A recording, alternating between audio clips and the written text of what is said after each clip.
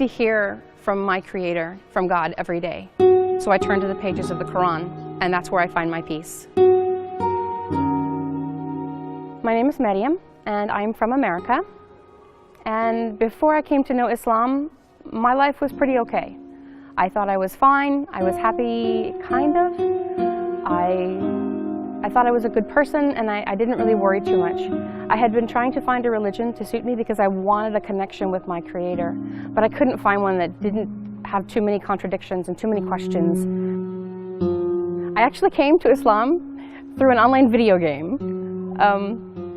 I had seen one girl in my university. She wore hijab, and I watched her every day, and I kind of fell in love with the idea of hijab. There was a time when she spoke to a classmate and explained why she wore the hijab, and I just fell in love with the idea of somebody being judged for who they are instead of what they look like. And then later, while I was in this video game, I found a group of men in the game that treated people very differently.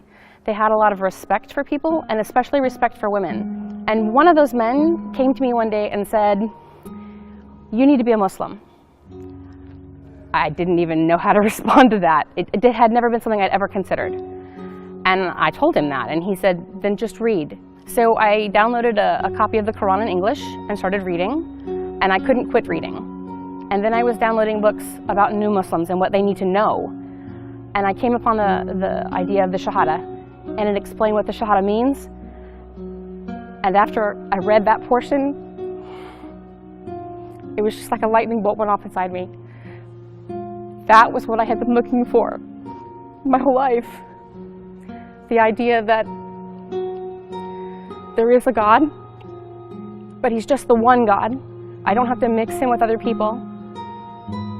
And I can communicate with Him directly. Allahu Akbar. I really think the biggest problem for Muslims who are engaged is they're trying too hard to be like non-Muslims. They're trying to be like the West. They think that it's more progressive and it's better, and they think that that's the more modern thing to do. And from my entire heart, I can tell you that it's not. I've lived both. To do things the way Islam has set it up, the way Allah designed it for us, it's so much more beneficial for everybody involved. The biggest advice I would give to engaged couples: follow the Sunnah.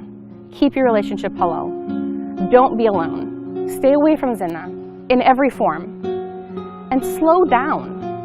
People are so concerned about how people look and what their physical relationship is like that they forget that they're building a life, not just a wedding and a marriage. They're building a life. So slow down. Look objectively at your soon-to-be husband or wife.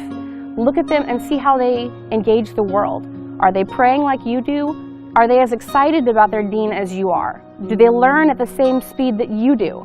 Because if they don't do those things the same as you do, it's going to set you up for conflict.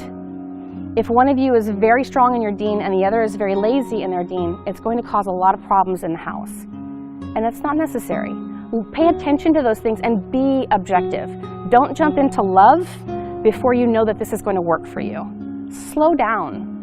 Allah gave us these rules for a reason, and they work when it's done correctly.